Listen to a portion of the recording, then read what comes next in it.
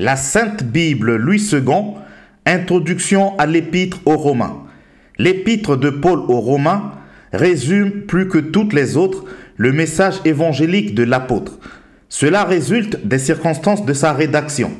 Paul, en effet, écrit cette lettre à un moment où ses activités multiples sont au ralenti.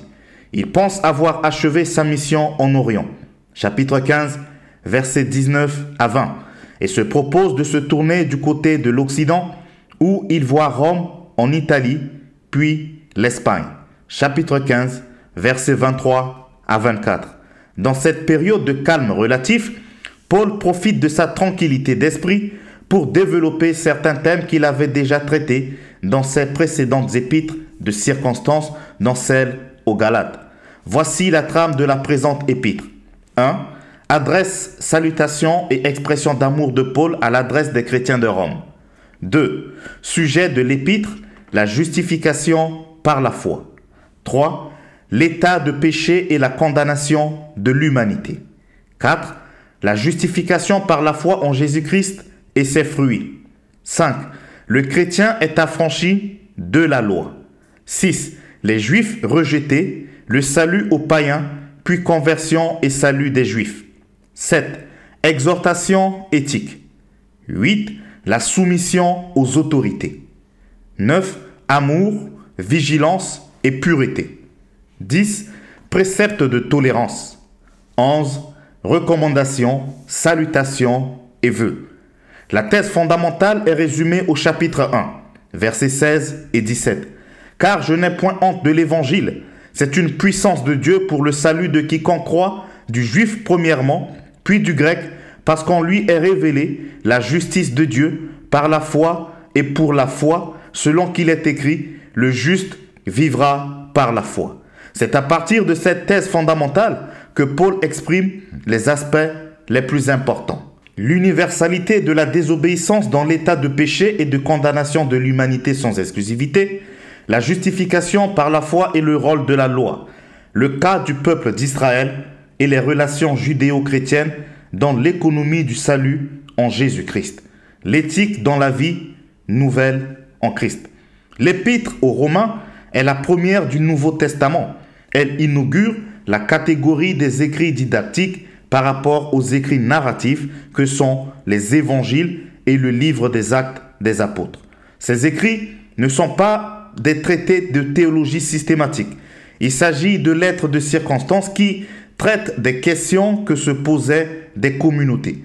Le but de leurs auteurs est de donner la position à prendre et le comportement à tenir devant chaque cas évoqué pour que les chrétiens se conforment à l'évangile. Il faut reconnaître honnêtement qu'il est difficile, voire impossible, de résumer sans le trahir le contenu de l'épître de Paul aux Romains. Pour aborder son message en quelques mots, il suffit de souligner les principaux thèmes qui fondent l'exposé de l'auteur. Selon le prophète Habakkuk, le juste vivra par sa foi. Chapitre 2, verset 4. Cette formule reprise et commentée par Paul dans Romains, au chapitre 1, verset 16 à 17, est souvent considérée comme le thème central du message de l'épître.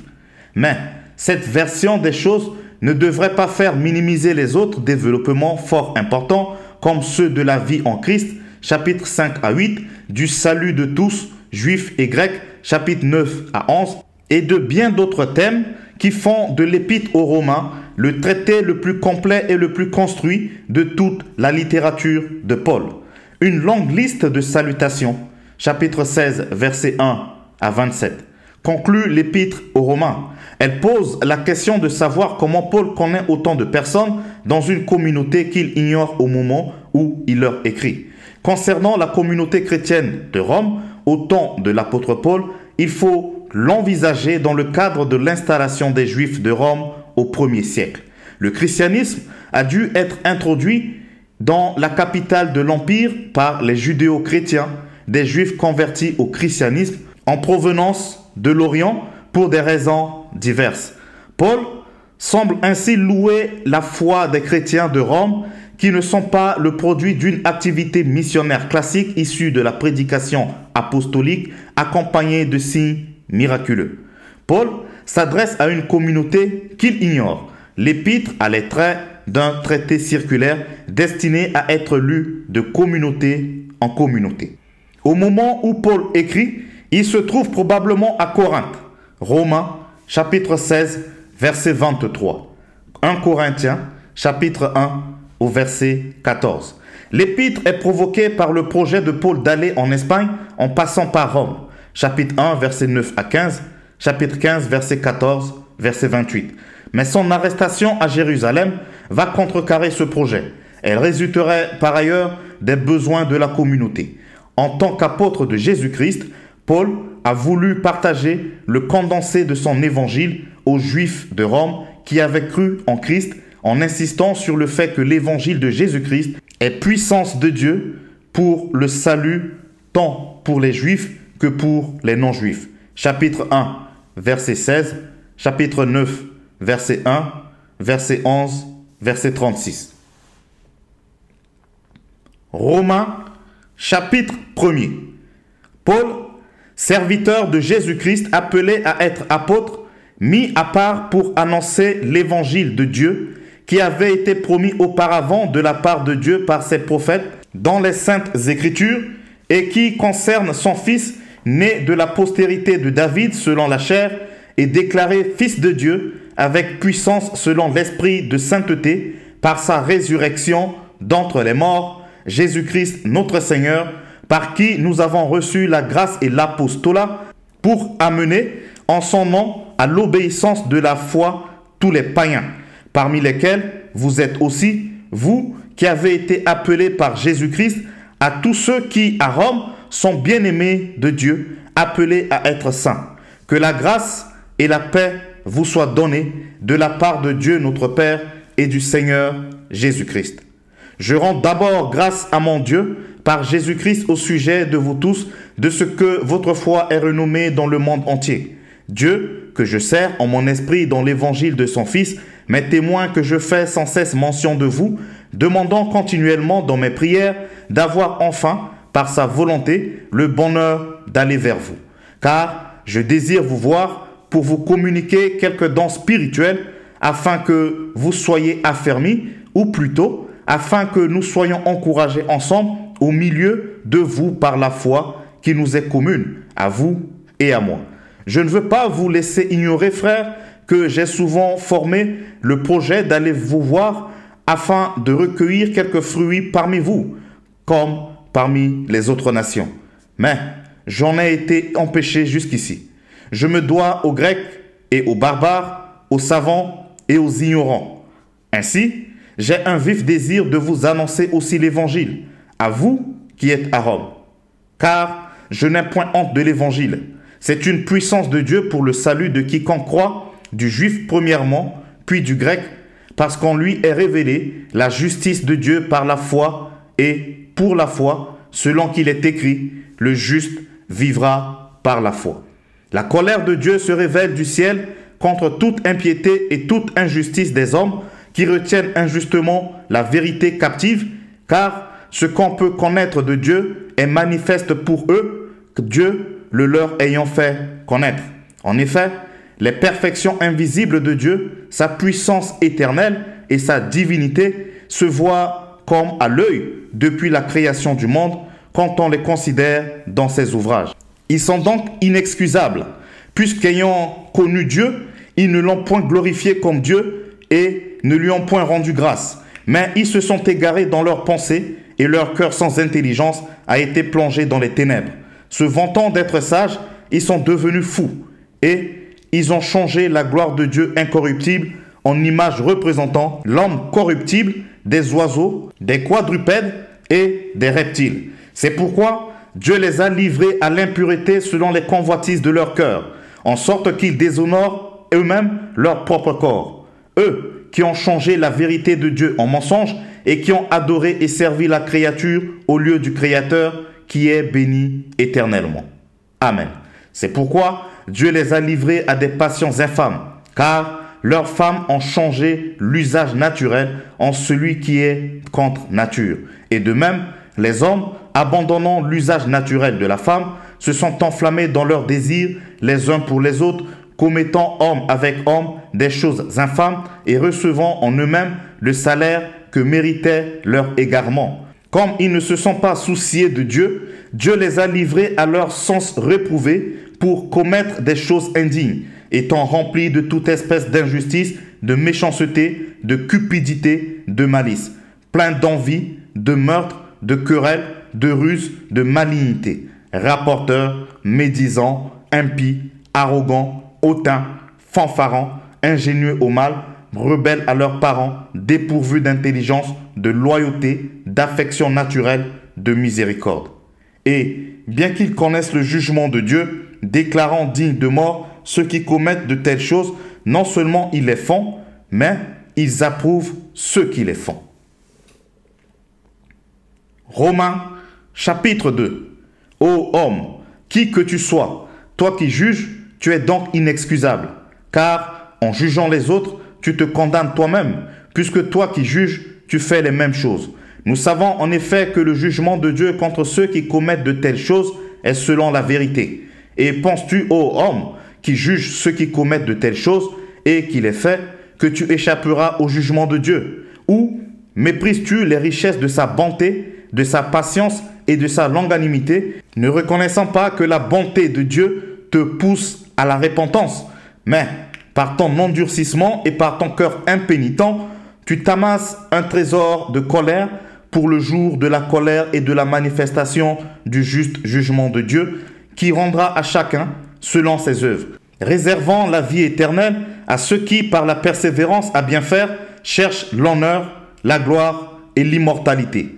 Mais l'irritation et la colère à ceux qui, par esprit de dispute, sont rebelles à la vérité et obéissent à l'injustice. Tribulation et angoisse sur toute âme d'homme qui fait le mal, sur le juif premièrement, puis sur le grec. Gloire, honneur et paix pour quiconque fait le bien, pour le juif premièrement, puis pour le grec. Car, devant Dieu, il n'y a point d'acception de personne. Tous ceux qui ont péché sans la loi périront aussi sans la loi. Et tous ceux qui ont péché avec la loi seront jugés par la loi. Ce ne sont pas en effet ceux qui écoutent la loi qui sont justes devant Dieu, mais ce sont ceux qui mettent en pratique qui seront justifiés. Quand les païens qui n'ont point la loi font naturellement ce que prescrit la loi, ils sont, eux qui n'ont point la loi, une loi pour eux-mêmes. Ils montrent que l'œuvre de la loi est écrite dans leur cœur, leur conscience, en rendant témoignage et leurs pensées s'accusant ou se défendant tour à tour. C'est ce qui paraîtra au jour où, selon mon évangile, Dieu jugera par Jésus-Christ les actions secrètes des hommes. Toi qui te donnes le nom de juif, qui te repose sur la loi, qui te glorifie de Dieu, qui connaît sa volonté, qui apprécie la différence des choses étant instruit par la loi. Toi qui te flattes d'être le conducteur des aveugles, la lumière de ceux qui sont dans les ténèbres, le docteur des insensés, le maître des ignorants, parce que tu as dans la loi la règle de la science et de la vérité. Toi donc qui enseignes les autres, tu ne t'enseignes pas toi-même. Toi qui prêches de ne pas dérober, tu dérobes. Toi qui dis de ne pas commettre d'adultère, tu commets l'adultère. Toi qui as en abomination les idoles, tu commets des sacrilèges. Toi qui te fais une gloire de la loi, tu déshonores Dieu par la transgression de la loi. Car le nom de Dieu est à cause de vous blasphémé parmi les païens, comme cela est écrit. La circoncision est utile si tu mets en pratique la loi. Mais si tu transgresses la loi, ta circoncision devient incirconcision. Si donc l'incirconcis observe les ordonnances de la loi, son incirconcision ne sera-t-elle pas tenue pour circoncision? L'incirconcis de nature qui accomplit la loi ne te condamnera-t-il pas, toi qui la transgresses tout en ayant la lettre de la loi et la circoncision? Le juif, ce n'est pas celui qui en a les dehors, et la circoncision, ce n'est pas celui qui est visible dans la chair. Mais le juif, c'est celui qui l'est intérieurement. Et la circoncision, c'est celle du cœur, selon l'esprit et non selon la lettre. La louange de ce juif ne vient pas des hommes, mais de Dieu. Romains, chapitre 3. Quel est donc l'avantage des juifs ou quelle est l'utilité de la circoncision? Il est grand de toute manière et tout d'abord en ce que les oracles de Dieu leur ont été confiés. Et quoi? Si quelques-uns n'ont pas cru, leur incrédulité anéantira-t-elle la fidélité de Dieu? Loin de là. que Dieu au contraire soit reconnu pour vrai et tout homme pour menteur, selon qu'il est écrit, afin que tu sois trouvé juste dans tes paroles et que tu triomphes lorsqu'on te juge. Mais si notre injustice établit la justice de Dieu, que dirons-nous? Dieu est-il injuste quand il déchaîne sa colère? Je parle à la manière des hommes. Loin de là. Autrement, comment Dieu jugerait-il le monde? Et si, par mon mensonge, la vérité de Dieu éclate davantage pour sa gloire, pourquoi suis-je moi-même encore jugé comme pécheur? Et pourquoi ne ferions-nous pas le mal afin qu'il en arrive du bien, comme quelques-uns qui nous calomnient, prétendent que nous le disons? La condamnation de ces gens est juste. Quoi donc? Sommes-nous plus excellents? Nullement, car nous avons déjà prouvé que tous, juifs et grecs, sont sous l'empire du péché, selon qu'il est écrit, il n'y a point de juste, pas même un seul. Nul n'est intelligent, nul ne cherche Dieu. Tous sont égarés, tous sont pervertis. Il n'en est aucun qui fasse le bien, pas même un seul. Leur gosier est un sépulcre ouvert. Ils se servent de leur langue pour tromper. Ils ont sous leurs lèvres un venin d'aspic. Leur bouche est pleine de malédiction et d'amertume. Ils ont les pieds légers pour répandre le sang. La destruction et le malheur sont sur leur route. Ils ne connaissent pas le chemin de la paix. La crainte de Dieu n'est pas devant leurs yeux. Or, nous savons que tout ce que dit la loi, elle le dit à ceux qui sont sous la loi, afin que toute bouche soit fermée et que tout le monde soit reconnu coupable devant Dieu. Car nul ne sera justifié devant Dieu par les œuvres de la loi, puisque c'est par la loi que vient la connaissance du péché. Mais maintenant, sans la loi est manifestée la justice de Dieu, à laquelle rendent témoignage la loi et les prophètes, justice de Dieu par la loi en Jésus-Christ, pour tous ceux qui croient. Il n'y a point de distinction, car tous ont péché et sont privés de la gloire de Dieu. Et ils sont gratuitement justifiés par sa grâce, par le moyen de la rédemption qui est en Jésus-Christ. C'est lui que Dieu a destiné par son sang à être, pour ceux qui croient, victime propitiatoire, afin de montrer sa justice, parce qu'il avait laissé impunis les péchés commis auparavant, au temps de sa patience, afin, dis-je, de montrer sa justice dans le temps présent, de manière à être juste tout en justifiant celui qui a la foi en Jésus. Où donc est le sujet de se glorifier? Il est exclu. Par quelle loi? Par la loi des œuvres? Non, mais par la loi de la foi. Car nous pensons que l'homme est justifié par la foi sans les œuvres de la loi. Ou bien, Dieu est-il seulement le Dieu des Juifs? Ne l'est-il pas aussi des païens? Oui, il est aussi des païens, puisqu'il y a un seul Dieu qui justifiera par la foi les circoncis et par la foi les incirconcis. Anéantissons-nous donc la loi par la foi? Loin de là. Au contraire, nous confirmons la loi. Romains, chapitre 4. Que dirons-nous donc? Qu'Abraham, notre père, a connu selon la chair. Si Abraham a été justifié par les œuvres, il a sujet de se glorifier, mais non devant Dieu. Car, que dit l'Écriture? Abraham crut à Dieu, et cela lui fut imputé à justice. Or, à celui qui fait une œuvre, le salaire est imputé, non comme une grâce, mais comme une chose due. Et à celui qui ne fait point d'œuvre, mais qui croit en celui qui justifie l'impie, sa foi lui est imputée à justice. De même, David exprime le bonheur de l'homme à qui Dieu impute la justice sans les œuvres. Heureux ceux dont les iniquités sont pardonnées et dont les péchés sont couverts. Heureux l'homme à qui le Seigneur n'impute pas son péché. Ce bonheur n'est-il que pour les circoncis ou est-il également pour les incirconcis? Car nous disons que la foi fut imputée à justice à Abraham. Comment donc lui fut-elle imputée? Était-ce après ou avant sa circoncision? Il n'était pas encore circoncis, il était incirconcis.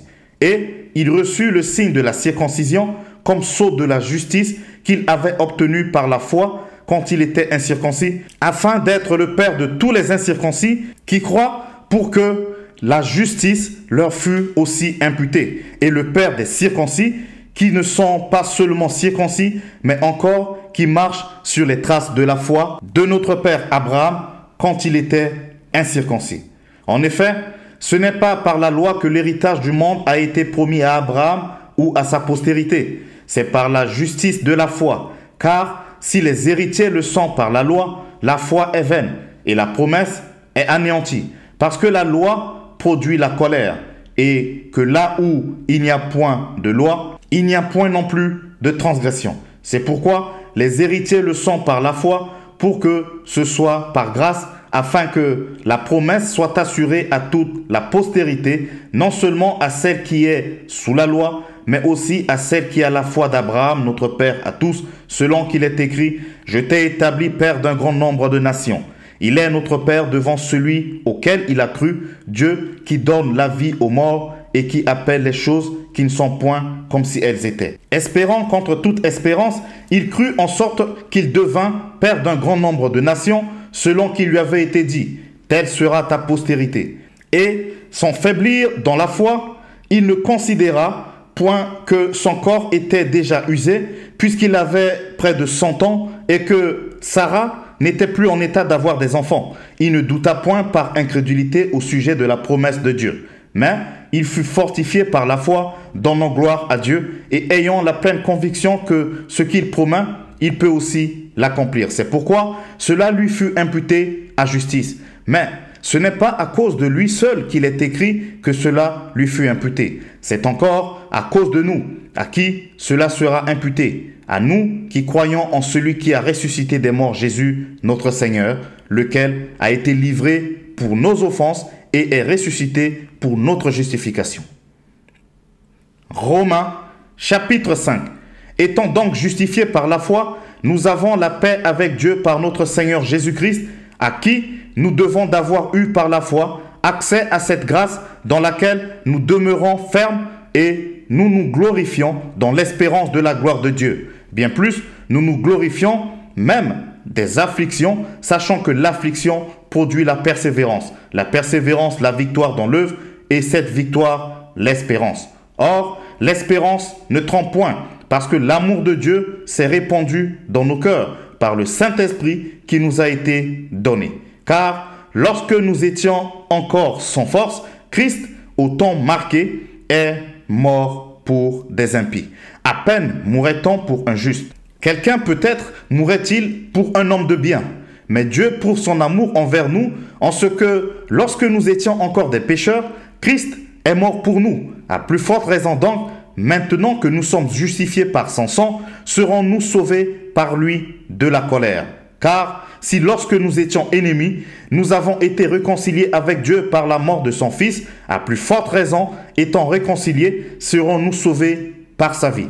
Et non seulement cela, mais encore, nous nous glorifions en Dieu par notre Seigneur Jésus-Christ, par qui maintenant nous avons obtenu la réconciliation. C'est pourquoi, comme par un seul homme le péché est entré dans le monde, et par le péché la mort, et qu'ainsi la mort s'est étendue sur tous les hommes, parce que tous ont péché, car jusqu'à la loi, le péché était dans le monde.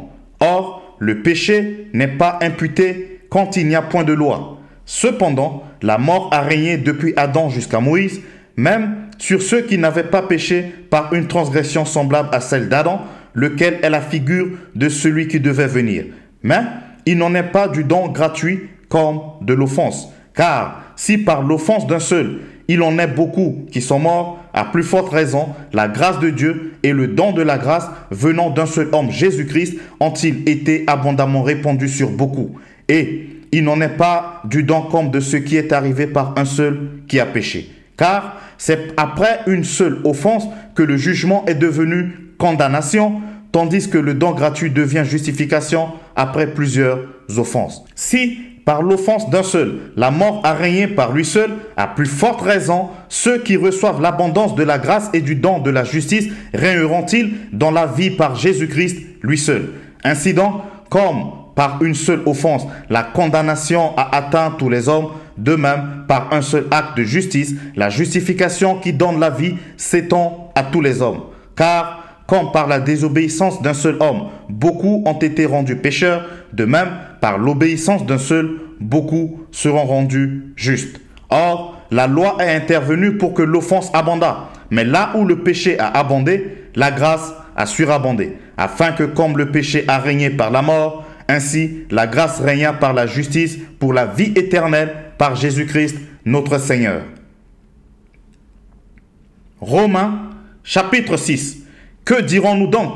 Demeurerions-nous dans le péché afin que la grâce abonde. Loin de là. Nous qui sommes morts au péché, comment vivrions-nous encore dans le péché? Ignorez-vous que nous tous qui avons été baptisés en Jésus-Christ, c'est en sa mort que nous avons été baptisés. Nous avons donc été ensevelis avec lui par le baptême en sa mort, afin que comme Christ est ressuscité des morts par la gloire du Père, de même, nous aussi, nous marchions en nouveauté de vie. En effet, si nous sommes devenus une même plante avec lui par la conformité à sa mort, nous le serons aussi par la conformité à sa résurrection, sachant que notre vieil homme a été crucifié avec lui, afin que le corps du péché fût détruit, pour que nous ne soyons plus esclaves du péché. Car celui qui est mort est libre du péché. Or, si nous sommes morts avec Christ, nous croyons que nous vivrons aussi avec lui, sachant que Christ, ressuscité des morts, ne meurt plus. La mort n'a plus de pouvoir sur lui,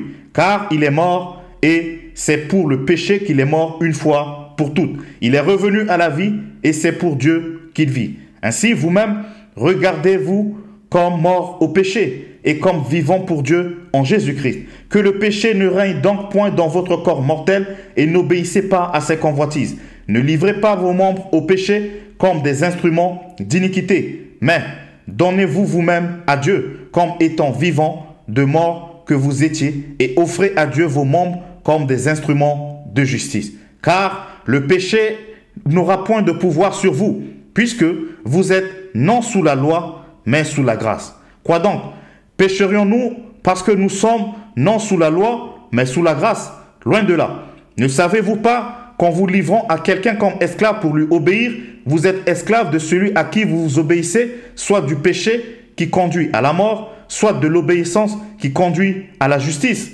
Mais grâce soit rendue à Dieu de ce que, après avoir été esclave du péché, vous avez obéi de cœur à la règle de doctrine dans laquelle vous avez été instruits.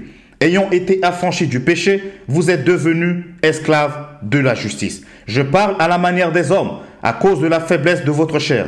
De même, donc que vous avez livré vos membres comme esclaves à l'impureté et à l'iniquité, pour arriver à l'iniquité, ainsi maintenant, livrez vos membres comme esclaves à la justice, pour arriver à la sainteté. Car lorsque vous étiez esclaves du péché, vous étiez libres à l'égard de la justice. Quels fruits portiez-vous alors? Des fruits dont vous rougissez aujourd'hui, car la fin de ces choses, c'est la mort. Mais maintenant, étant affranchis du péché et devenus esclaves de Dieu, vous avez pour fruit la sainteté et pour fin la vie éternelle. Car le salaire du péché, c'est la mort. Mais le don gratuit de Dieu, c'est la vie éternelle en Jésus-Christ, notre Seigneur. Romains, chapitre 7. Ignorez-vous, frères, car je parle à des gens qui connaissent la loi, que la loi exerce son pouvoir sur l'homme aussi longtemps qu'il vit. Ainsi, une femme mariée est liée par la loi à son mari tant qu'il est vivant. Mais si le mari meurt, elle est dégagée de la loi qui la liait à son mari.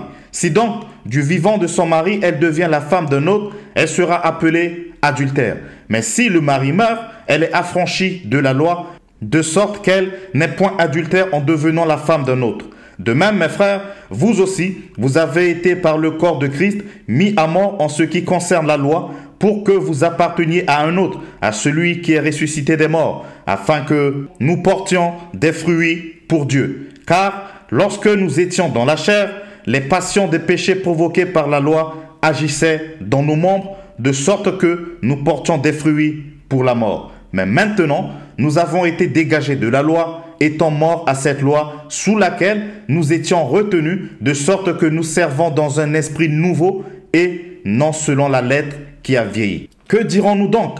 La loi est-elle péché? Loin de là. Mais je n'ai connu le péché que par la loi, car je n'aurais pas connu la convoitise si la loi n'eût dit « Tu ne convoiteras point ». Et le péché, saisissant l'occasion, produisit en moi par le commandement toutes sortes de convoitises, car sans loi, le péché est mort.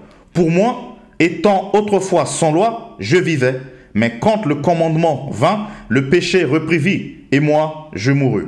Ainsi, le commandement qui conduit à la vie se trouva pour moi conduire à la mort. Car le péché saisissant l'occasion me séduisit par le commandement et par lui me fit mourir.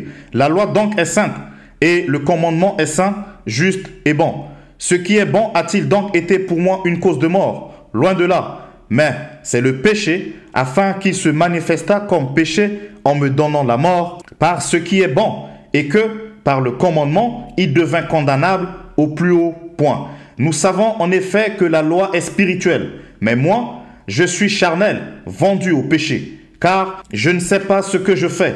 Je ne fais point ce que je veux, et je fais ce que je hais.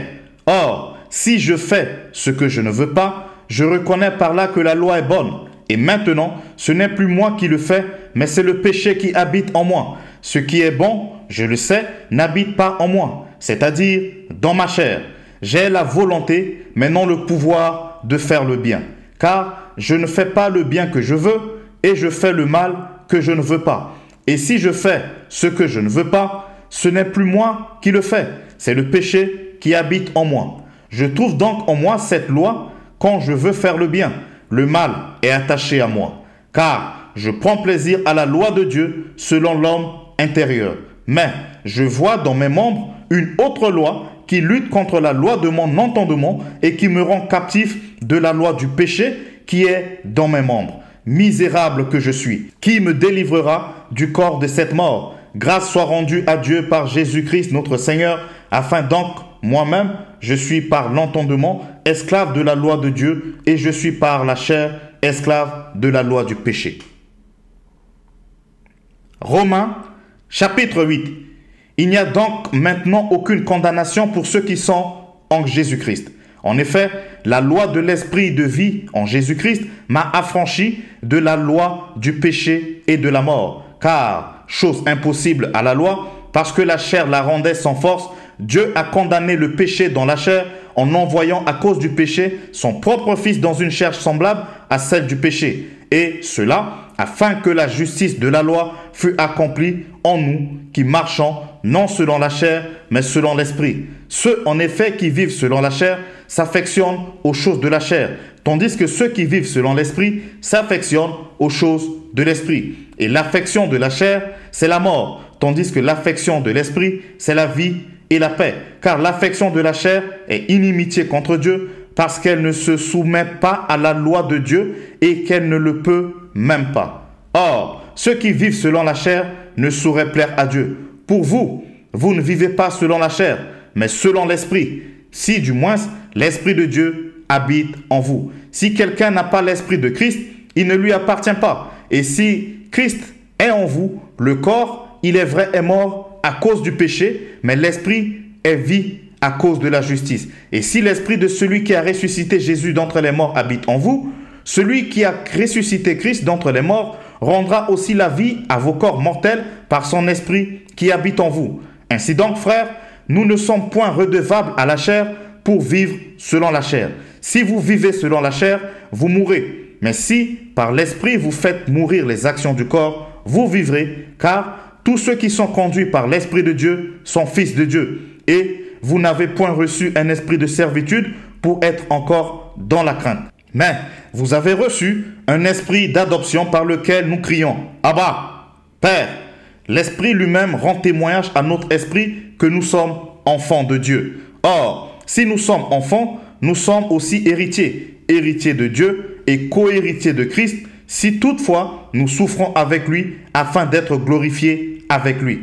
J'estime que les souffrances du temps présent ne sauraient être comparées à la gloire à venir qui sera révélée pour nous. Aussi, la création attend-elle avec un ardent désir la révélation des fils de Dieu, car la création a été soumise à la vanité, non de son gré, mais à cause de celui qui l'y a soumise, avec l'espérance qu'elle aussi sera affranchie de la servitude, de la corruption, pour avoir part à la liberté de la gloire des enfants de Dieu. Or, nous savons que jusqu'à ce jour, la création tout entière soupire et souffre les douleurs de l'enfantement. Et ce n'est pas elle seulement, mais nous aussi, qui avons les prémices de l'esprit, nous aussi, nous soupirons en nous-mêmes en attendant l'adoption, la rédemption de notre corps. Car c'est en espérance que nous sommes sauvés. Or, l'espérance qu'on voit n'est plus espérance. Ce qu'on voit, peut-on l'espérer encore? Mais si nous espérons ce que nous ne voyons pas, nous l'attendons avec persévérance. De même aussi, l'Esprit nous aide dans notre faiblesse, car nous ne savons pas ce qu'il nous convient de demander dans nos prières. Mais l'Esprit lui-même intercède par des soupirs inexprimables. Et celui qui sonde les cœurs connaît quelle est la pensée de l'Esprit, parce que c'est selon Dieu qu'il intercède en faveur des saints. Nous savons du reste que toute chose concourt au bien de ceux qui aiment Dieu, de ceux qui sont appelés selon son dessein. Car ceux qu'il a connus d'avance, il les a aussi prédestinés à être semblables à l'image de son Fils, afin que son Fils fût le premier-né entre plusieurs frères. Et ceux qu'il a prédestinés, il les a aussi appelés. Et ceux qu'il a appelés, il les a aussi justifiés. Et ceux qu'il a justifiés, il les a aussi glorifiés. Que dirons-nous donc à l'égard de ces choses? Si Dieu est pour nous, qui sera contre nous? Lui qui n'a point épargné son propre Fils, mais qui l'a livré pour nous tous, comment ne nous donnera-t-il pas aussi toutes choses avec lui? Qui accusera les élus de Dieu? C'est Dieu qui justifie. Qui les condamnera? Christ est mort. Bien plus, il est ressuscité, il est à la droite de Dieu et il intercède pour nous. Qui nous séparera de l'amour de Christ? Serait-ce la tribulation ou l'angoisse, ou la persécution, ou la faim ou la nudité, ou le péril ou l'épée? Selon qu'il est écrit, c'est à cause de toi qu'on nous met à mort tout le jour, qu'on nous regarde comme des brebis destinées à la boucherie. Mais dans toutes ces choses, nous sommes plus que vainqueurs par celui qui nous a aimés, car j'ai l'assurance que ni la mort, ni la vie, ni les anges, ni les dominations, ni les choses présentes, ni les choses à venir, ni les puissances, ni la hauteur, ni la profondeur, ni aucune autre créature ne pourra nous séparer de l'amour de Dieu manifesté en Jésus-Christ, notre Seigneur. Romains, chapitre 9. Je dis à la vérité en Christ, je ne mens point, ma conscience m'en rend témoignage par le Saint-Esprit. J'éprouve une grande tristesse et j'ai dans le cœur un chagrin continuel, car je voudrais moi-même être anathème et séparé de Christ pour mes frères, mes parents, selon la chair, qui sont israélites, à qui appartiennent l'adoption et la gloire, et les alliances, et la loi, et le culte, et les promesses, et les patriarches, et de qui est issu selon la chair, le Christ, qui est au-dessus de toutes choses, Dieu béni éternellement. Amen. Ce n'est point à dire que la parole de Dieu soit restée sans effet, car tous ceux qui descendent d'Israël ne sont pas Israël. Et pour être la postérité d'Abraham, ils ne sont pas tous ses enfants. Mais il est dit, en Isaac sera nommé pour toi une postérité. C'est-à-dire que ce ne sont pas les enfants de la chair qui sont enfants de Dieu, mais que ce sont les enfants de la promesse qui sont regardés comme la postérité. Voici en effet la parole de la promesse. Je reviendrai à cette même époque et Sarah aura un fils. Et de plus, il en fut ainsi de Rebecca, qui conçut du seul Isaac, notre père. Car, quoique les enfants ne fussent pas encore nés, et qui n'eussent fait ni bien ni mal, afin que le dessein d'élection de Dieu subsistât, sans dépendre des œuvres, et par la seule volonté de celui qui appelle, il fut dit à Rebecca, l'aîné sera assujetti au plus jeune. Selon qu'il est écrit, j'ai aimé Jacob, et j'ai haï Ésaü. Que dirons-nous donc? Y a-t-il en Dieu de l'injustice? Loin de là. Car il dit à Moïse, je ferai miséricorde à qui je fais miséricorde, et j'aurai compassion de qui j'ai compassion. Ainsi donc, cela ne dépend ni de celui qui veut, ni de celui qui court, mais de Dieu qui fait miséricorde. Car l'Écriture dit à Pharaon, je t'ai suscité à dessein pour montrer en toi ma puissance, afin que mon nom soit publié par toute la terre. Ainsi, il fait miséricorde à qui il veut, et il endurcit qui il veut. Tu me diras, pourquoi blâme-t-il encore? Car qu'est-ce qui résiste à sa volonté? Ô homme, toi plutôt, qui es-tu pour contester avec Dieu? Le vase d'argile dira-t-il à celui qui l'a formé, pourquoi m'as-tu fait ainsi?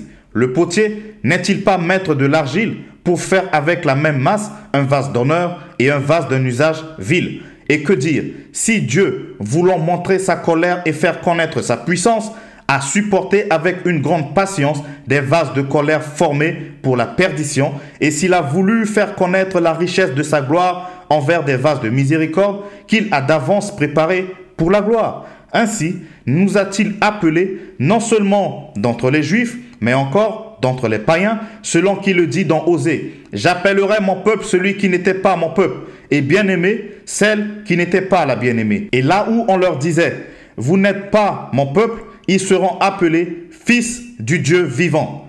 Isaïe, de son côté, s'écrit au sujet d'Israël. Quand le nombre des fils d'Israël serait comme le sable de la mer, un reste seulement sera sauvé. Car le Seigneur exécutera pleinement et promptement sur la terre ce qu'il a résolu. Et comme Ésaïe l'avait dit auparavant, si le Seigneur des armées ne nous eût laissé une postérité, nous serions devenus comme Sodome, nous aurions été semblables à Gomorrhe. Que dirions-nous donc? Les païens qui ne cherchaient pas la justice ont obtenu la justice qui vient de la foi, tandis qu'Israël, qui cherchait une loi de justice, n'est pas parvenu à cette loi. Pourquoi? Parce qu'Israël l'a cherché, non par la foi, mais comme provenant des œuvres. Ils se sont heurtés contre la pierre d'achoppement. Selon qu'il est écrit, « Voici, je mets en Sion une pierre d'achoppement et un rocher de scandale. Et celui qui croit en lui ne sera point confus. » Romains, chapitre 10. Frères, le vœu de mon cœur et ma prière à Dieu pour eux, c'est qu'ils soient sauvés. Je leur rends le témoignage qu'ils ont du zèle pour Dieu, mais sans intelligence. Ne connaissant pas la justice de Dieu et cherchant à établir leur propre justice, ils ne se sont pas soumis à la justice de Dieu. Car Christ est la fin de la loi pour la justification de tous ceux qui croient. En effet, Moïse définit ainsi la justice qui vient de la loi. L'homme qui mettra ces choses en pratique vivra par elles. Mais voici comment parle la justice qui vient de la foi. Ne dis pas en ton cœur, qui montera au ciel? C'est en faire descendre Christ. Ou, qui descendra dans l'abîme? C'est faire remonter Christ d'entre les morts. Que dit-elle donc? La parole est près de toi, dans ta bouche et dans ton cœur. Or, c'est la parole de la foi que nous prêchons. Si tu confesses de ta bouche le Seigneur Jésus-Christ, et si tu crois dans ton cœur que Dieu l'a ressuscité des morts, tu seras sauvé. Car c'est en croyant du cœur qu'on parvient à la justice, et c'est en confessant de la bouche qu'on parvient au salut. Selon ce qu'il est écrit, quiconque croit en lui ne sera point confus. Il n'y a aucune différence en effet entre le juif et le grec, puisqu'ils ont tous un même Seigneur qui est riche pour tous ceux qui l'invoquent. Car quiconque invoquera le nom du Seigneur sera sauvé. Comment donc invoqueront-ils celui en qui ils n'ont pas cru? Et comment croiront-ils en celui dont ils n'ont pas entendu parler? Et comment en entendront-ils parler s'il n'y a personne qui prêche? Et comment y aura-t-il des prédicateurs s'ils ne sont pas envoyés? Selon qu'il est écrit qu'ils sont beaux, les pieds de ceux qui annoncent la paix, de ceux qui annoncent de bonnes nouvelles. Mais tous n'ont pas obéi à la bonne nouvelle. Aussi Ésaïe dit-il, « Seigneur, qui a cru à notre prédication ?» Ainsi, la foi vient de ce qu'on entend, et ce qu'on entend vient de la parole de Christ. Mais je dis, n'ont-ils pas entendu? Au contraire, leur voix est allée par toute la terre, et leur parole jusqu'aux extrémités du monde. Mais je dis, Israël ne l'a-t-il pas su? Moïse, le premier dit, j'exciterai votre jalousie par ce qui n'est point une nation. Je provoquerai votre colère par une nation sans intelligence. Et Ésaïe pousse la hardiesse jusqu'à dire, j'ai été trouvé par ceux qui ne me cherchaient pas. Je me suis manifesté à ceux qui ne me demandaient pas. Mais au sujet d'Israël, il dit, j'ai tendu mes mains tout le jour vers un peuple rebelle et contredisant. Romains, chapitre 11. Je dis donc, Dieu a-t-il rejeté son peuple? Loin de là. Car moi aussi je suis israélite, de la postérité d'Abraham, de la tribu de Benjamin. Dieu n'a point rejeté son peuple, qu'il a connu d'avance. Ne savez-vous pas ce que l'Écriture rapporte d'Élie? Comment il adresse à Dieu cette plainte contre Israël? Seigneur, ils ont tué tes prophètes, ils ont renversé tes autels. Je suis resté, moi seul, et ils cherchent à m'ôter la vie. Mais quelle réponse Dieu lui a-t-il fait? Je me suis réservé 7000 hommes qui n'ont point fléchi le genou devant Baal. De même, aussi, dans le temps présent, il y a un reste selon l'élection de la grâce. Or, si c'est par grâce, ce n'est plus par les œuvres. Autrement, la grâce n'est plus une grâce. Et si c'est par les œuvres, ce n'est plus une grâce. Autrement, l'œuvre n'est plus une œuvre. Quoi donc? Ce qu'Israël cherche, il ne l'a pas obtenu, mais l'élection l'a obtenu, tandis que les autres ont été endurcis, selon qu'il est écrit, Dieu leur a donné un esprit d'assoupissement, des yeux pour ne point voir, et des oreilles pour ne point entendre, jusqu'à ce jour. Et David dit que leur table soit pour eux un piège, un filet, une occasion de chute et une rétribution, que leurs yeux soient obscurcis pour ne point voir, et tiens leur dos continuellement courbé. Je dis donc, est-ce pour tomber qu'ils ont bronché? Loin de là. Mais par leur chute, le salut est devenu accessible aux païens afin qu'ils fussent excités à la jalousie. Or, si leur chute a été la richesse du monde et leur amoindrissement la richesse des païens, combien plus en sera-t-il ainsi quand ils se convertiront tous? Je vous le dis à vous, païens, en tant qu'apôtre des païens, je glorifie mon ministère, afin, s'il est possible, d'exciter la jalousie de ceux de ma race et d'en sauver quelques-uns. Car si leur rejet a été la réconciliation du monde, que sera leur réintégration, sinon une vie d'entre les morts? Or, si les prémices sont saintes, la masse l'est aussi. Et si la racine est sainte, les branches le sont aussi. Mais si quelques-unes des branches ont été retranchées, et si toi, qui étais un olivier sauvage, tu as été hanté à leur place et rendu participant de la racine et de la graisse de l'olivier, ne te glorifie pas aux dépens de ces branches. Si tu te glorifies, sache que ce n'est pas toi qui portes la racine, mais que c'est la racine qui te porte. Tu diras donc, les branches ont été retranchées, afin que moi, je fusse hanté. Cela est vrai, elles ont été retranchées pour cause d'incrédulité. Et toi, tu subsistes par la foi. Ne t'abandonne pas à l'orgueil, mais crains. Car si Dieu n'a pas épargné les branches naturelles, il ne t'épargnera pas non plus. Considère donc la bonté et la sévérité de Dieu. Sévérité envers ceux qui sont tombés et bonté de Dieu envers toi si tu demeures ferme dans cette bonté. Autrement, tu seras aussi retranché. Eux de même, s'ils ne persistent pas dans l'incrédulité, ils seront hantés, car Dieu est puissant pour les hanter de nouveau. Si toi, tu as été coupé de l'olivier naturel sauvage et hanté contrairement à ta nature sur l'olivier franc, à plus forte raison, eux seront-ils hantés selon leur nature sur leur propre olivier. Car je ne veux pas, frères, que vous ignorez ce mystère afin que vous ne vous regardiez point comme sages. C'est qu'une partie d'Israël est tombée dans l'endurcissement jusqu'à ce que la totalité des païens soit entrée. Et ainsi, tout Israël sera sauvé selon qu'il est écrit, le libérateur viendra de Sion et il détournera de Jacob les impiétés. Et ce sera mon alliance avec eux lorsque j'ôterai leurs péchés. En ce qui concerne l'évangile, ils sont ennemis à cause de vous. Mais en ce qui concerne l'élection, ils sont aimés à cause de leur Père. Car Dieu ne se répand pas de ses dons et de son appel. De même que vous avez autrefois désobéi à Dieu et que par leur désobéissance vous avez maintenant obtenu miséricorde, de même ils ont maintenant désobéi afin que par la miséricorde qui vous a été faite, ils obtiennent aussi miséricorde. Car Dieu a renfermé tous les hommes dans la désobéissance pour faire miséricorde à tous. Ô profondeur de la richesse, de la sagesse et de la science de Dieu, que ses jugements sont insondables et ses voies incompréhensibles. Car qui a connu la pensée du Seigneur, ou qui a été son conseiller, qui lui a donné le premier pour qu'il ait à recevoir en retour? C'est de lui, par lui et pour lui que sont toutes choses. À lui la gloire dans tous les siècles. Amen. Romains, chapitre 12. Je vous exhorte donc, frères, par les compassions de Dieu, à offrir vos corps comme un sacrifice vivant, saint, agréable à Dieu, ce qui sera de votre part un culte raisonnable. Ne vous conformez pas au siècle présent, mais soyez transformés par le renouvellement de l'intelligence, afin que vous discerniez quelle est la volonté de Dieu, ce qui est bon, agréable et parfait.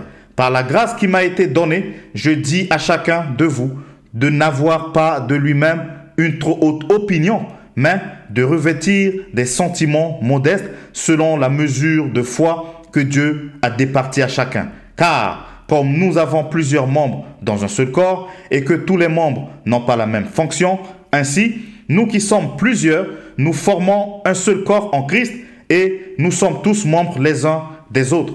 Puisque nous avons des dons différents, selon la grâce qui nous a été accordée, que celui qui a le don de prophétie l'exerce selon l'analogie de la foi, que celui qui est appelé au ministère s'attache à son ministère, que celui qui enseigne s'attache à son enseignement et celui qui exhorte à l'exhortation, que celui qui donne le fasse avec libéralité, que celui qui préside le fasse avec zèle, que celui qui pratique la miséricorde le fasse avec joie. Que la charité soit sans hypocrisie.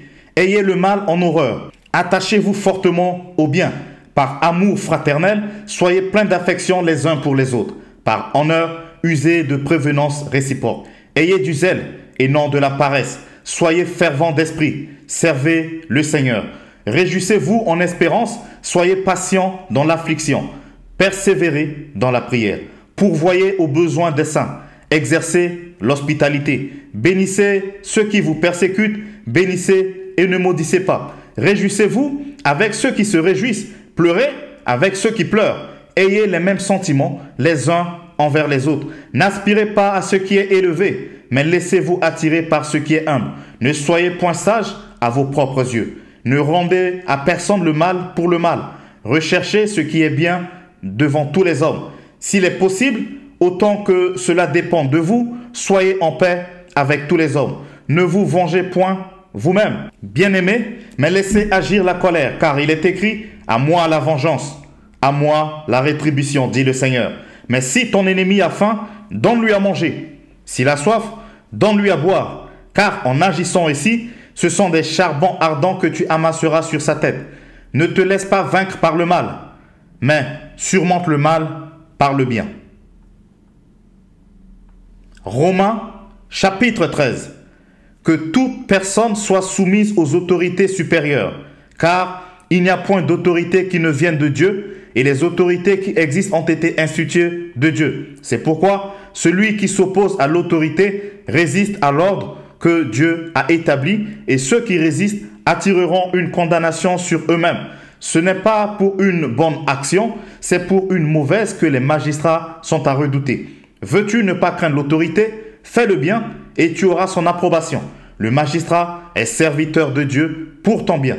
Mais si tu fais le mal, crains, car ce n'est pas en vain qu'il porte l'épée, étant serviteur de Dieu pour exercer la vengeance et punir celui qui fait le mal. Il est donc nécessaire d'être soumis, non seulement par crainte de la punition, mais encore par motif de conscience. C'est aussi pour cela que vous payez les impôts, car les magistrats sont des ministres de Dieu entièrement appliqués à cette fonction. Rendez à tous ce qui est dû, l'impôt à qui vous devez l'impôt, le tribut à qui vous devez les tributs, la crainte à qui vous devez la crainte, l'honneur à qui vous devez l'honneur. Ne devez rien à personne, si ce n'est de vous aimer les uns les autres, car celui qui aime les autres a accompli la loi. En effet, les commandements: tu ne commettras point d'adultère, tu ne tueras point, tu ne déroberas point, tu ne convoiteras point. Et ce qu'il peut encore y avoir se résume dans cette parole: tu aimeras ton prochain comme toi-même. L'amour ne fait point de mal au prochain.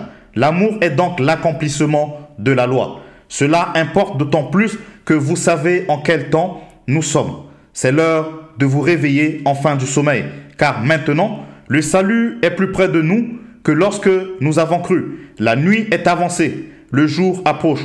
Dépouillons-nous donc des œuvres des ténèbres et revêtons-nous des armes de lumière. Marchons honnêtement comme en plein jour, loin des excès et de l'ivrognerie, de la luxure et de l'impudicité, des querelles et des jalousies. Mais revêtez-vous du Seigneur Jésus-Christ et n'ayez pas soin de la chair pour en satisfaire les convoitises. Romains, chapitre 14. Faites accueil à celui qui est faible dans la foi et ne discutez pas sur les opinions. Tel croit pouvoir manger de tout, tel autre qui est faible ne mange que des légumes. Que celui qui mange ne méprise point celui qui ne mange pas, et celui qui ne mange pas ne juge point celui qui mange, car Dieu l'a accueilli. Qui es-tu, toi qui juges un serviteur d'autrui? S'il se tient debout ou s'il tombe, cela regarde son maître. Mais il se tiendra debout, car le Seigneur a le pouvoir de l'affermir.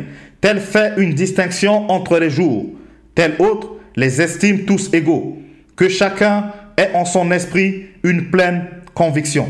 Celui qui distingue entre les jours agis ainsi pour le Seigneur. Celui qui mange, c'est pour le Seigneur qu'il mange, car il rend grâce à Dieu. Celui qui ne mange pas, c'est pour le Seigneur qu'il ne mange pas, et il rend grâce à Dieu. En effet, nul de vous ne vit pour lui-même, et nul ne meurt pour lui-même. Car si nous vivons pour le Seigneur, et si nous mourrons pour le Seigneur. Soit donc que nous vivions, soit que nous mourions, nous sommes au Seigneur. Car Christ est mort et il a vécu afin de dominer sur les morts et sur les vivants. Mais toi, pourquoi juges-tu ton frère? Ou toi, pourquoi méprises-tu ton frère? Puisque nous comparaîtrons tous devant le tribunal de Dieu. Car il est écrit, « Je suis vivant, dit le Seigneur. Tout genou flétrira devant moi, et toute langue donnera gloire à Dieu. » Ainsi, chacun de nous rendra compte à Dieu pour lui-même. Ne nous jugeons donc plus les uns les autres, mais pensez plutôt à ne rien faire qui soit pour notre frère une pierre d'achoppement ou une occasion de chute. Je sais et je suis persuadé par le Seigneur Jésus que rien n'est impur en soi et qu'une chose n'est impure que pour celui qui la croit impure. Mais si pour un aliment, ton frère est attristé, tu ne marches plus selon l'amour. Ne cause pas par ton aliment la perte de celui pour lequel Christ est mort. Que votre privilège ne soit pas un sujet de calomnie, car le royaume de Dieu, ce n'est pas le manger et le boire, mais la justice, la paix et la joie par le Saint-Esprit. Celui qui sert Christ de cette manière est agréable à Dieu et approuvé des hommes. Ainsi donc, recherchons ce qui contribue à la paix et à l'édification mutuelle. Pour un aliment, ne détruis pas l'œuvre de Dieu. À la vérité, toutes choses sont pures, mais il est mal à l'homme, quand il mange, de devenir une pierre d'achoppement. Il est bien de ne pas manger de viande, ni de boire de vin, et de s'abstenir de ce qui peut être pour ton frère une occasion de chute, de scandale ou de faiblesse. Cette foi que tu as, garde-la pour toi devant Dieu. Heureux celui qui ne se condamne pas lui-même dans ce qu'il approuve. Mais celui qui a des doutes au sujet de ce qu'il mange est condamné, parce qu'il n'agit pas par conviction. Tout ce qui n'est pas le produit d'une conviction est péché. Romains, chapitre 15. Nous qui sommes forts, nous devons supporter les faiblesses de ceux qui ne le sont pas, et ne pas nous complaire en nous-mêmes. Que chacun de nous complaise au prochain pour ce qui est bien en vue de l'édification.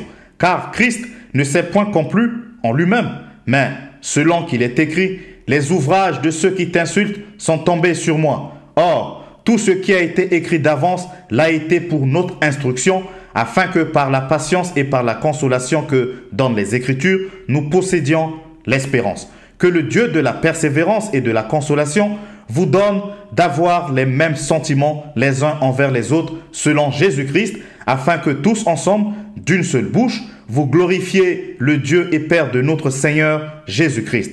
Accueillez-vous donc les uns les autres comme Christ vous a accueillis pour la gloire de Dieu. Je dis en effet que Christ a été serviteur des circoncis pour prouver la véracité de Dieu en confirmant les promesses faites au Père, tandis que les païens glorifient Dieu à cause de sa miséricorde, selon qu'il est écrit. C'est pourquoi je te louerai parmi les nations et je chanterai à la gloire de ton nom.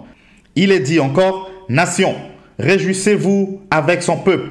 Et encore, louez le Seigneur, vous toutes les nations, célébrez-le, vous tous les peuples. Ésaïe dit aussi, il sortira d'Isaïe un rejeton qui se lèvera pour régner sur les nations. Les nations espéreront en lui.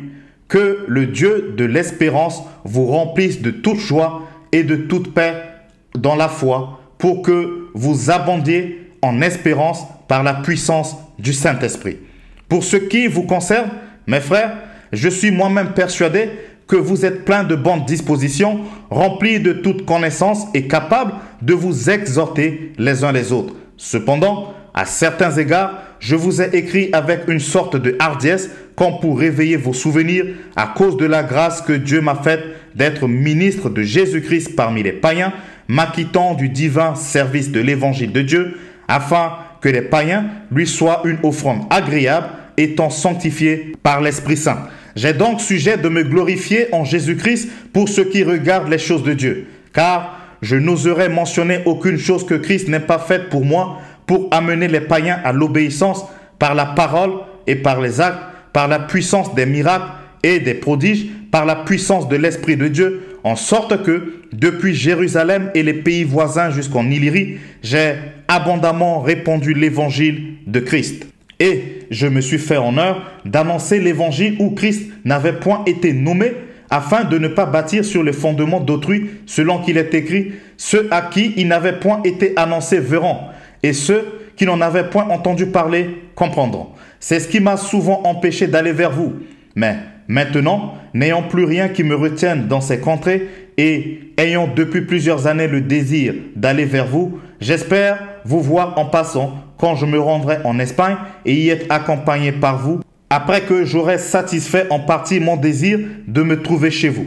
Présentement, je vais à Jérusalem pour le service des saints, car la Macédoine et l'Achaïe ont bien voulu s'imposer une contribution en faveur des pauvres parmi les saints de Jérusalem. Ils l'ont bien voulu et elle leur devait. Car si les païens ont eu part à leur avantage spirituel, ils doivent aussi les assister dans les choses temporelles. Dès que j'aurai terminé cette affaire et que je leur aurai remis ces dons, je partirai pour l'Espagne et passerai chez vous. Je sais qu'en allant vers vous, c'est avec une pleine bénédiction de Christ que j'irai. Je vous exhorte, frères, par notre Seigneur Jésus-Christ et par l'amour de l'Esprit, à combattre avec moi en adressant à Dieu des prières en ma faveur, afin que je sois délivré des incrédules de la Judée et que les dons que je porte à Jérusalem soient agréés des saints, en sorte que j'arrive chez vous avec joie, si c'est la volonté de Dieu, et que je jouisse au milieu de vous de quelque repos. Que le Dieu de paix soit avec vous tous. Amen. Romains, chapitre 16. Je vous recommande Phébé, notre sœur, qui est diaconesse de l'église de Sancré, afin que vous la receviez en notre Seigneur d'une manière digne des saints, et que vous l'assistiez dans les choses où elle aurait besoin de vous, car elle a donné aide à plusieurs et à moi-même. Saluez Prisca et Aquila, mes compagnons d'œuvre en Jésus-Christ, qui ont exposé leur tête pour sauver ma vie. Ce n'est pas moi seul qui leur rend grâce, ce sont encore tous les églises des païens. Saluez aussi l'église qui est dans leur maison. Saluez Épaïnette, mon bien-aimé, qui a été pour Christ les prémices de l'Asie. Saluez Marie, qui a pris beaucoup de peine pour vous. Saluez Andronicus et Junias, mes parents et mes compagnons de captivité, qui jouissent d'une grande considération parmi les apôtres et qui même ont été en Christ avant moi. Saluez Amplias, mon bien-aimé dans le Seigneur. Saluez Urbain, notre compagnon d'œuvre en Christ, et Stachis, mon bien-aimé. Saluez Apelles, qui est éprouvé en Christ. Saluez ceux de la maison d'Aristobule. Saluez Hérodion, mon parent. Saluez ceux de la maison de Narcisse, qui sont dans le Seigneur. Saluez Tryphène et Tryphose, qui travaillent pour le Seigneur. Saluez Perside, la bien-aimée, qui a beaucoup travaillé pour le Seigneur. Saluez Rufus, l'élu du Seigneur, et sa mère, qui est aussi la mienne. Saluez Azincrite, Phlégon, Hermès, Patrobas, Hermas, et les frères qui sont avec eux. Saluez Philologue et Julie, Nérée et sa sœur, et Olympe, et tous les saints qui sont avec eux. Saluez-vous les uns les autres par un saint baiser. Toutes les églises de Christ vous saluent. Je vous exhorte, frères, à prendre garde à ceux qui causent des divisions et des scandales au préjudice de l'enseignement que vous avez reçu. Éloignez-vous d'eux, car de tels hommes ne servent point Christ notre Seigneur, mais leur propre ventre, et par de paroles douces et flatteuses, ils séduisent les cœurs des simples. Pour vous, votre obéissance est connue de tous. Je me réjouis donc à votre sujet, et je désire que vous soyez sages en ce qui concerne le bien et purs en ce qui concerne le mal. Le Dieu de paix écrasera bientôt Satan sous vos pieds. Que la grâce de notre Seigneur Jésus-Christ soit avec vous. Timothée, mon compagnon d'œuvre, vous salue, ainsi que Lucius, Diazen et Sosipater, mes parents. Je vous salue dans le Seigneur, moi, Tertius, qui ai écrit cette lettre. Gaius, mon hôte et celui de toute l'Église vous salue. Éraste, le trésorier de la ville vous salue, ainsi que le frère Quartus. Que la grâce de notre Seigneur Jésus-Christ soit avec vous tous. Amen. À celui qui peut vous affirmer selon mon évangile et la prédication de Jésus-Christ, conformément à la révélation du mystère caché pendant des siècles, mais manifesté maintenant par les écrits des prophètes, d'après l'ordre du Dieu éternel, et porté à la connaissance de toutes les nations, afin qu'elles obéissent à la foi, à Dieu, seul sage, soit la gloire au siècle des siècles, par Jésus-Christ. Amen. Merci d'avoir écouté ce livre extrait de la Sainte Bible version Louis II jusqu'à la fin. Pour plus de ressources, abonnez-vous à la chaîne et partagez l'épisode autour de vous pour faire avancer le royaume de Dieu. Vous pouvez aussi écouter ou réécouter cet épisode sur le podcast La Sainte Bible Audio sur toutes les plateformes de podcast. Prenez soin de vous car chaque jour est une vie. Je vous dis à très bientôt pour une nouvelle lecture biblique. Que la paix de Jésus-Christ soit avec vous.